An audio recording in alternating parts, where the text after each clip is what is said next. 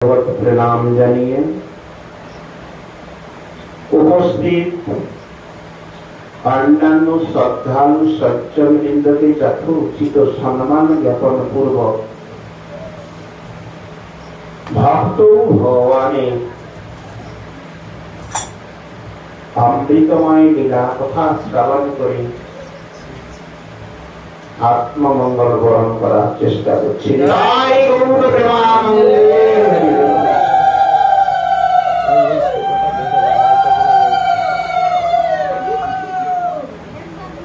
আজকে আমাদের হলো শুভ সন্ধিক্ষণ, কারণ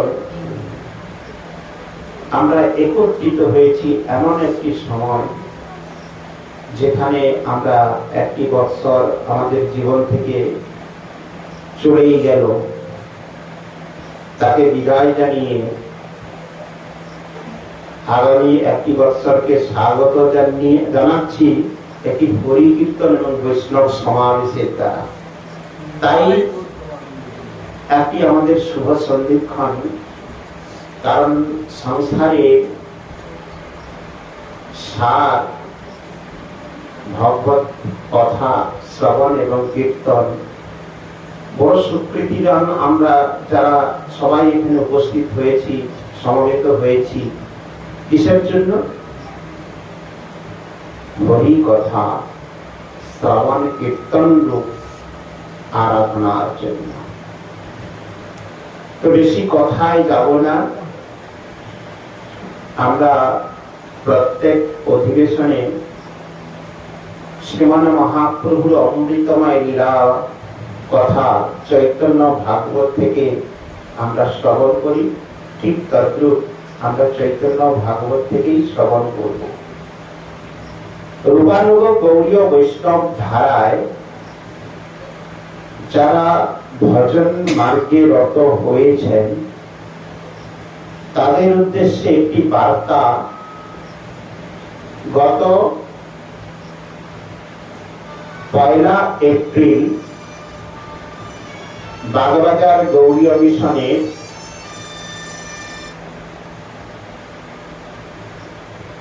অ্যাডিশনাল সেক্রেটারি শ্রীপাদ মধুসূদন মহারাজ তিনি হরিকথা প্রাসঙ্গিক ক্রমে একটি খুব গুরুত্বপূর্ণ কথা বলেছেন।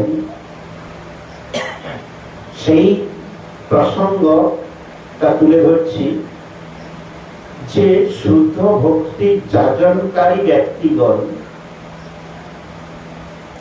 তাদের প্রয়োজনীয়তা যেমন আচরণ আছে,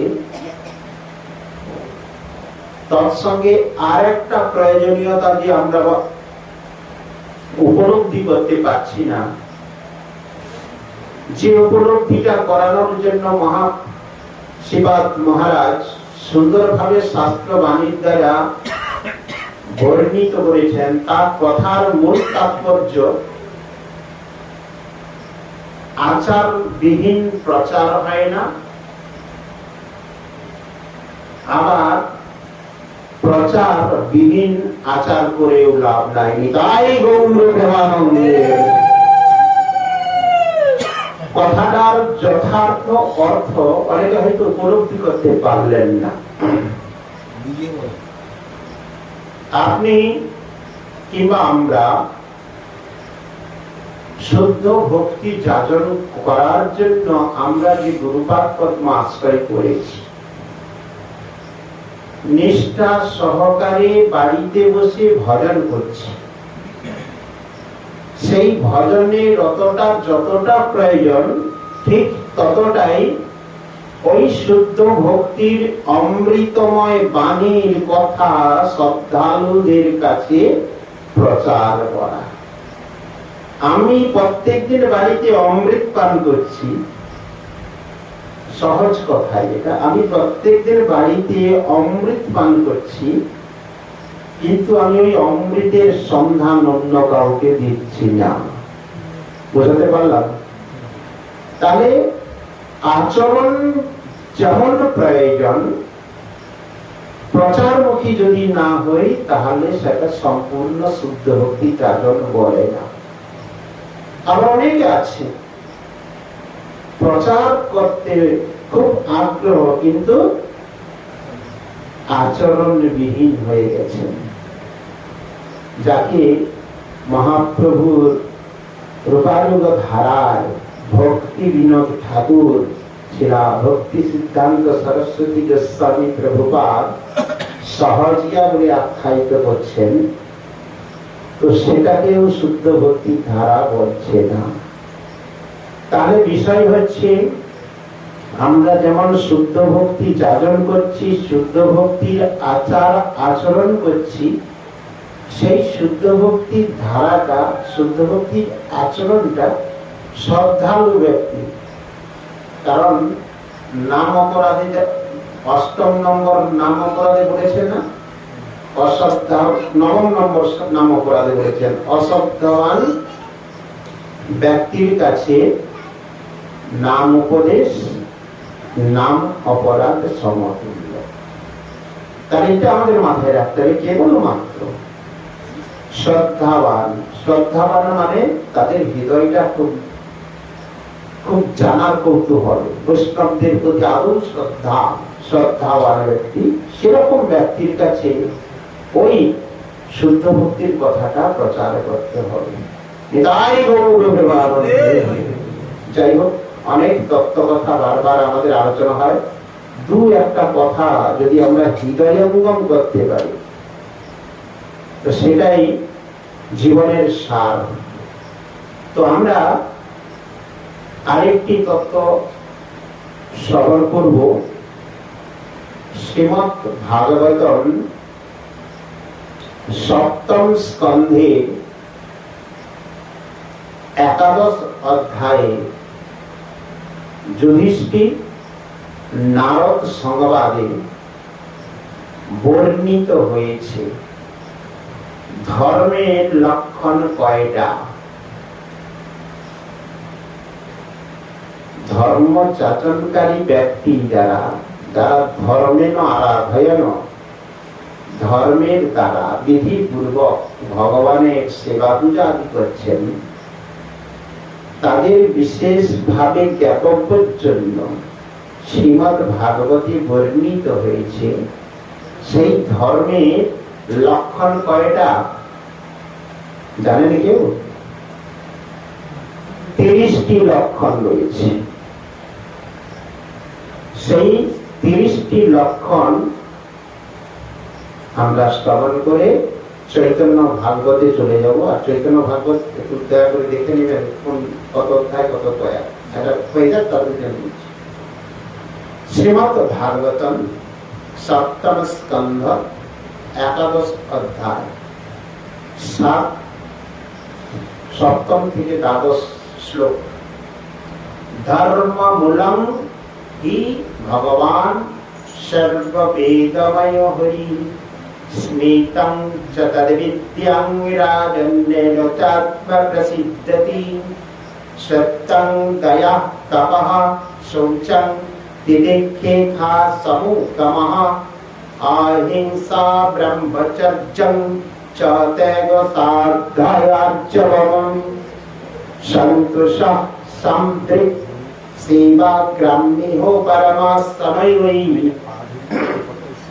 নৃণাং বিপরयो হিংসা মৌন আত্মবিস্রদম অন্যদাদি সংবিভাগো ভূতিভস্ব যথাতঃ তেসাত্মদেবতা বুদ্ধি শ্রুতরং ঋষু পাণ্ডব শ্রবণং কীর্তনং চাশ্র স্মরণং মহতং গতিঃ সেবচ্চাবর্ণিদাসং সত্য আত্মসমর্পণম নৃণাময়ং পরো ধর্মঃ সর্বেষাং সমুদাহৃতঃ ত্রিংশলক্ষণবান রাজন সর্বাত্মন জনতুষ্যতি। সর্বাত্মনা জনতুষ্যতি। এই ৩০টা লক্ষণের দ্বারা যারা ভগবত সেবা বা ভগবানের আরাধনা করে তারা ভগবানের পরম আনন্দ বর্ধন করেন। সেই বিষয়ে বলছেন অনুবাদ, হে যুধিষ্ঠির, সর্ববেদের আধার ভগবান শ্রী হরি। বেদ, উপনিষদ, পুরাণ, মহাপুরাণ, অষ্টাদশ গ্রন্থ আদি সর্বত্র সম্যক ভাবে কেবলমাত্র হরির কথাই বর্ণিত হচ্ছে। তাই বলছেন, হে যুধিষ্ঠির, সর্ববিদিত অধ্যায় ভগবান শ্রী হরি তার তত্ত্বজ্ঞানবান মহর্ষিগণ, দেবর্ষি, মহর্ষি, ইনারা তত্ত্বজ্ঞানবান বলছেন। সেই তত্ত্বজ্ঞানবান তারা কি বলছেন?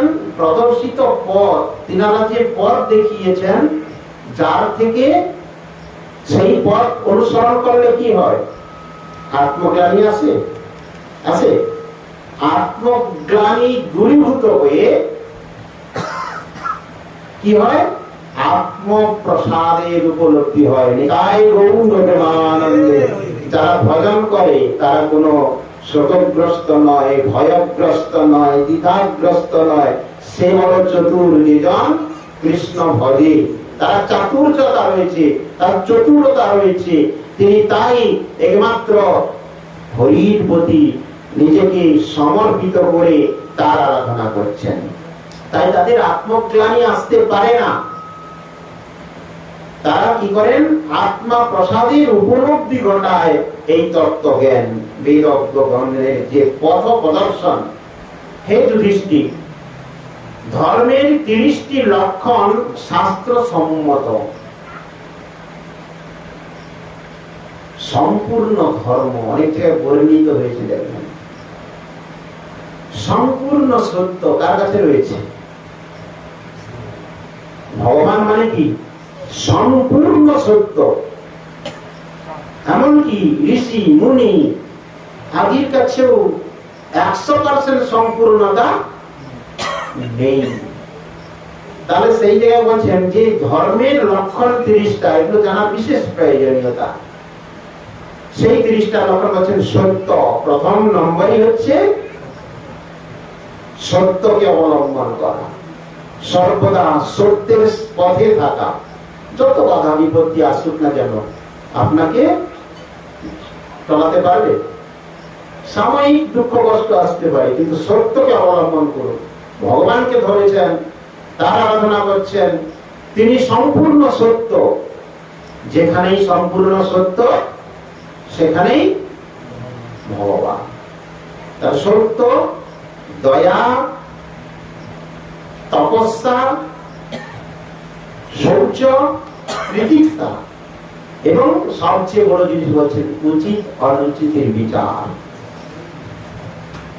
বিচার করিয়া মনে ভক্তি রস আস্বাদনে মধ্যস্থসি কি ভাগবত পুরাণ। আমাদের মধ্যস্থকারী কে? তাই তো বেদ মাতা বলেছেন। কেন কেন বেদ মাতা বলা হয়েছে? বেদকে মাতা কেন বলা হয়েছে? আমাদের পিতৃ পরিচয় কে জানে? আমরা আমাদের পিতৃ পরিচয় মা ব্যতীত অন্য কেউ জানে কি? জানা সম্ভব? তাহলে বাস্তবিক আমাদের পিতাকে এটা কেবলমাত্র আমাকে মাই যা বলতে পারবে, আর কেউই পারবে কি? তাহলে বেদ মাতা কেন বলা হয়েছে? না, মা আমাদের পিতার সঙ্গে সম্বন্ধ করে দেন। আমাদের পিতাকে, জগৎ পিতাকে, তাহলে সেই পিতার সঙ্গে পরিচয় করিয়ে দেন বলেই বেদ মাতা। নিতাই গৌর প্রেমানন্দে। আমরা সব মানবো, কিন্তু বেদ উপনিষদ মানবো না, পুরাণ মহাপুরাণ আদি মানবো না, মহাজন গতস্য প্রন্থাও আমরা অবলম্বন করবো না, সেই পথেও চলবো না। তাহলে কি হবে? আমরা কি হবে? আমাদের গন্তব্যে আমরা বুঝতে পারবো কি? আমরা পথভ্রষ্ট হব তো না হবনি? বলুন। পদে পদে আমাদের গাইডম্যানের দরকার নয়? যেমন ছোট শিশুটি প্রথম আঙুল ধরিয়ে তার প্রথম গুরু যিনি সব শিক্ষা প্রদান করছেন তিনি তো পিতামাতা। একজন সন্তানের সংস্কার কার কাছ থেকে আসে? কার কাছ থেকে? তার পিতামাতার কাছ থেকে তো আসে। পিতামাতার সংস্কারটা তো ছেলের মধ্যে প্রবেশ হয়। তাহলে তাই বলছেন যে আমরা যদি পদে পদে সাধু মানে শাস্ত্র বলতে শুধু এখানে গ্রন্থ শাস্ত্রের কথা বলছে না। ভাগবত কয় প্রকার?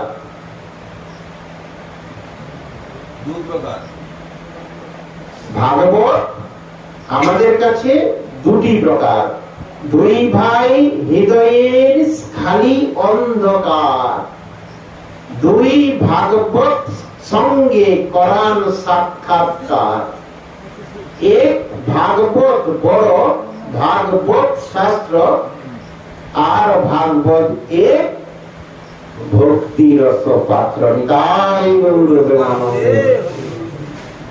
ভাগবত অধ্যয়ন করতে অনেক যোগ্যতার প্রয়োজন হয় না? শাস্ত্র কৃপা না হলে আমরা শাস্ত্র বুঝতে পারি, শাস্ত্র অধ্যয়ন করতে পারি। অনেকে শাস্ত্র অধ্যয়ন করেন কিন্তু শাস্ত্র তার কাছে প্রস্ফুটিত হয় না। তাই বলছেন ভাগবত পড়া গিয়া বৈষ্ণবের স্থানে একান্ত আশ্রয় কর চৈতন্য চরণে। চৈতন্য ভক্তগণের নিত্যকর সঙ্গ, তবে তো বুঝিবে তুমি সিদ্ধান্ত তরঙ্গ। সিদ্ধান্তের তরঙ্গ, সেই সিদ্ধান্তের তরঙ্গ ততক্ষণ অব্দি আপনি উপলব্ধি করতে পারবেন না যতক্ষণ ভাগবত অর্থাৎ শাস্ত্র ভাগবত যিনি ভক্তিরস পাত্র যিনি সেই রকম বৈষ্ণবের শরণাপন্ন না হন। তাই বলছেন উচিত অনুচিতের বিচার। তারপরে কি করতে হবে? মনের সংযম। মনকে যদি আমরা বশীভূত না করতে পারি, মনকে যদি সঠিক পথে পরিচালনা না করতে পারি, তাহলে সব বৃথা। মনের সংযম। তারপরে বলছেন ইন্দ্রিয় সংযম। ইন্দ্রিয় তো সবসময় সুখ ভোগ করতে চায়, তাই তো? আরাম প্রিয়। আমাদের শরীর যত আরাম দিবেন সে আরো আরাম খুঁজবে। মানে একটা কথা শুনতে কি ব্যারাম নাকি, মানে যত আরাম প্রিয় হবে তত ব্যারামের উৎপত্তি হবে, মানে রোগগ্রস্ত হবে। মানে কথাটা খুব একটু জাগতিক মানে গ্রামীণ ভাষা, যদিও শুনতে এটা বাস্তবিক। বাস্তব ক্ষেত্রে আমরা শরীরকে যত মনে করবেন যে খুব একটু সুখ পাবো বা কম পরিশ্রম করে চলবো, ততই দেখবেন আপনার কষ্ট বেশি অপেক্ষা করতেছে।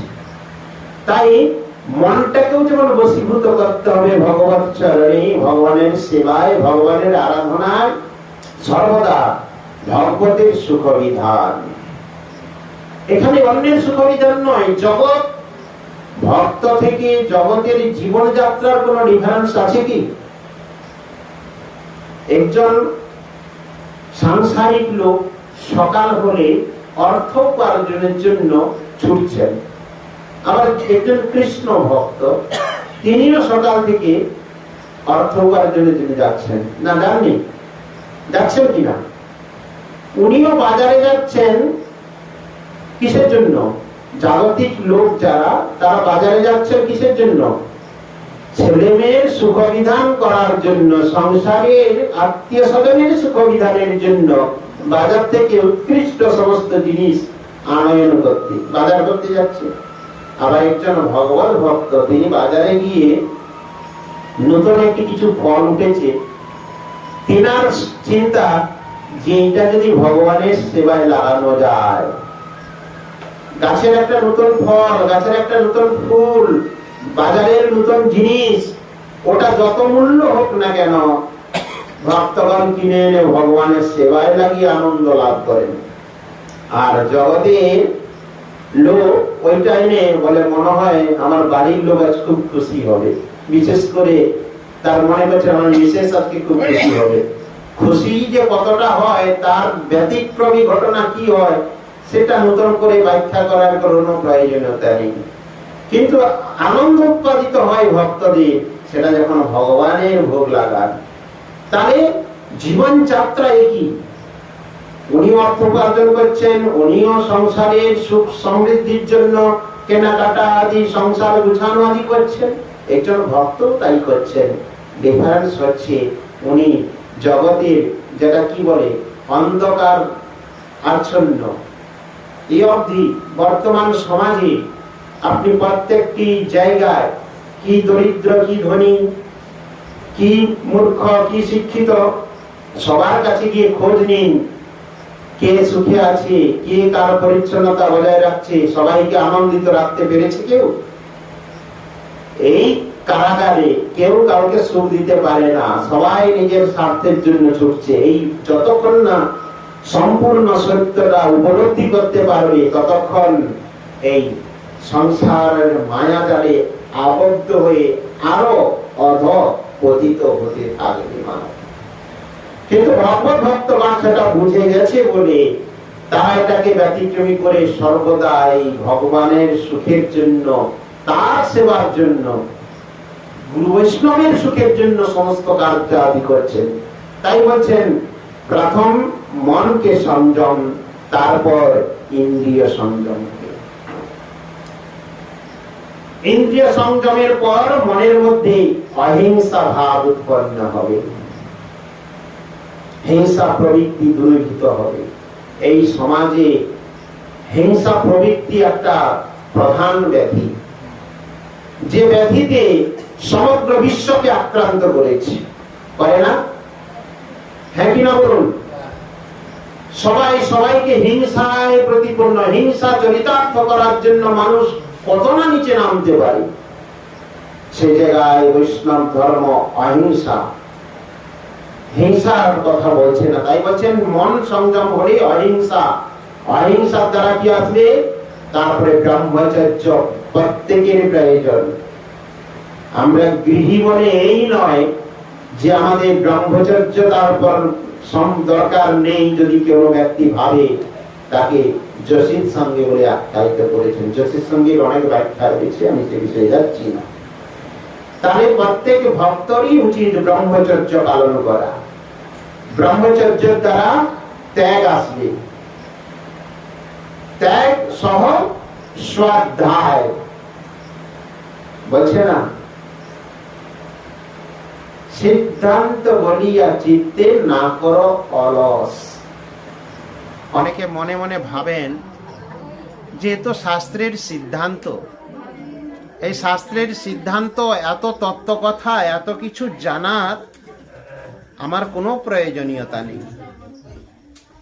শাস্ত্র জানার যে প্রয়োজনীয়তা আছে, তাই সিদ্ধান্ত জানতে গেলে কি বলছে যে আমরা তত্ত্ব কথা আলোচনা, ধরুন আজকে এই যে অধিবেশন হচ্ছে, এমন কোনো ব্যক্তিত্ব নেই যেখানে দেখলাম না যে বিশেষ বিশেষ যে তত্ত্বগুলো আলোচনা হচ্ছে ওটাকে নোট করছে। কিন্তু প্রয়োজনীয়তা আছে ভক্তের, আছে না নেই? যে বিষয়গুলো খুব গুরুত্বপূর্ণ, যে বিষয়গুলো জানার আমাদের জীবনযাত্রার খুবই প্রয়োজন, আমরা জীবনে ভজন পথে অগ্রসর হতে গেলে যে আমাদের যে জিনিসগুলো জানতে হবে, সেটা সব সময় আমরা পারবো না বা পাবো না। আবার ওটাকে মনের মধ্যে গাঁথাও একাগ্র চিত্ত যতক্ষণ না হয়, একাগ্র, আমরা দেখুন আমাদের মন সর্বদা চঞ্চল। একটু হরিকীর্তনে বসেও আমরা স্থির থাকতে পারি না, কারণ মন অস্থির। মনটা যতক্ষণ না আমরা একবারে, অর্জুন যেমন তার মানে কি মনটাকে সম্পূর্ণ নিয়োজিত করেছেন, তিনি তো ভগবানের সখা। অর্জুনের কি প্রয়োজন? তিনি তো সক্ষরসের ভক্ত, ভগবান শ্রীকৃষ্ণের তো পরম সখা। তিনি মানে সখ্য ভাবে তিনি ভগবানকে লাভ করেছেন, তার দ্বারা জগৎবাসীকে শিক্ষা দিয়েছেন। তো এই মনটাকে কিসের দ্বারা, এই যে আমাদের গৌড়ীয় গুরুবর্গগণের এই যে সাধন প্রণালী, ভজন প্রণালী, এই অধিবেশন, প্রত্যেকের গুরুবর্গ নিশ্চয়ই আচার্য এবং সন্ন্যাসী এবং গুরুদেব তিনি বারবার একটা আদেশ করেন, তোমরা একত্রিত বসে সবাই পাঠ কীর্তন করো, হরি কীর্তন করো, হরি সেবা করো। কেন এই কথাটা বলছেন জানেন কি? কলি 4টা স্থানে তার প্রভাব বিস্তার করতে পারে না। জানেন? কে কে জানেন বলুন? কোন কোন 4টা স্থানে কলি প্রভাব বিস্তার করতে পারে না? 4টা না, 3টা স্থানে প্রভাব বিস্তার করতে পারে না। কি বলছেন? কিঞ্চ উপনিষদে বর্ণিত হয়েছে, ইয়াত্র বিষ্ণু কথা নিত্যম ইয়াত্র তিষ্ঠন্তি বৈষ্ণবা কলি বাহ্যা নরাস্তে বৈ যেহ অর্চয়ন্ত সদা হরিং। খুব সুন্দরভাবে এই কথাগুলো বর্ণিত করেছেন। কলিযুগ বর্তমান কি চলছে? কলিযুগ চলছে। তো কলিযুগের আয়ু কত? 4,32,000 বৎসর। হয়েছে কত? 5,126 বৎসর। মাত্র ভূমিকা চলছে। তাহলে সে জায়গায় বলছেন যে কলির প্রভাব সর্বদা থাকবে, কিন্তু প্রভাব বিস্তার করতে পারবে না এই 3টি স্থানে। যত্র বিষ্ণু কথা নিত্যং, যেখানে নিত্য ভগবত কথা হয়, ভগবত কথা কীর্তন যেখানে হচ্ছে, সেখানে কলি প্রভাব করতে পারবে না। তারপরে কি বলছেন? যত্র তিষ্ঠন্তি বৈষ্ণবা, বৈষ্ণবদের যেখানে অবস্থান করেন তারা কি কথোপকথন করে? গ্রামীণ কথা কি? গ্রাম্য বার্তা কি? নিজেদের সাধন ভজনের উন্নতির কথা তেনারা আলোচনা করেন। তৎসঙ্গে হরিগুরু বৈষ্ণবের কথা, যে কথা শ্রবণ করলি, যে কথা কীর্তন করলি, পাষাণও গলে যাবে। আমাদের মন পাষাণটাকে গলার একমাত্র উপায় এই শ্রবণ কীর্তন, এই ব্যতীত অন্য কিছু সম্ভব নয়। একটা মানুষকে তৈরি করতে পারে, একজন ভক্তকে তৈরি করতে পারে একমাত্র হরি কথা, হরি কীর্তন। হরি কীর্তন ব্যতীত কোন সাধন পক্ষ এরকম নেই যে সুন্দরভাবে তাকে একটি ভক্ত তৈরি করতে পারে, কেবলমাত্র হরি কীর্তন। তাই বলছেন কলি এইগুলোই প্রভাব বিস্তার করতে পারবে না। আর কি বলছেন? সদা হরি, যেখানে ভগবানের অর্চন হচ্ছে। ঘুরি পেঁচিয়ে দেখুন, 3টা জিনিসই এই জায়গায়। বৈষ্ণব সেবা মানেই হরির সেবা, আবার হরির সেবা মানে বৈষ্ণব সেবা। সাধব হৃদয় মধ্যম সাধনা হৃদয়ম তাহম মদান্নন্তি না জান্নন্তি নাহম দেব্য মনারতি। কি সুন্দর কথা! ভগবানকে কোথায় খুঁজবেন? ভগবানকে দর্শন করার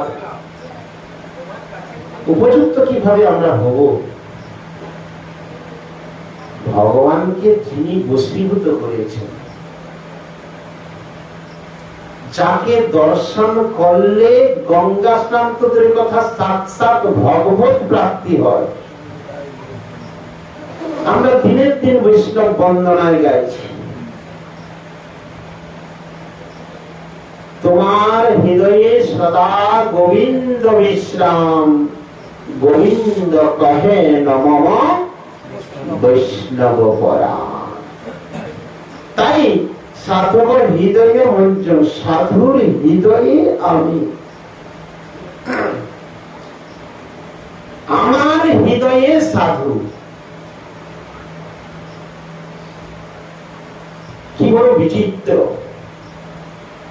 ভগবানের হৃদয়ে সাধু বিরাজমান, আবার সাধুর হৃদয়ে ভগবান। সাধুর হৃদয়ে মধ্যম সাধুনা হৃদয়ং তহং মদানন্দে নাহং দেখো মনাগতি। আমি সাধুকে ছাড়া আর কিছু জানি না।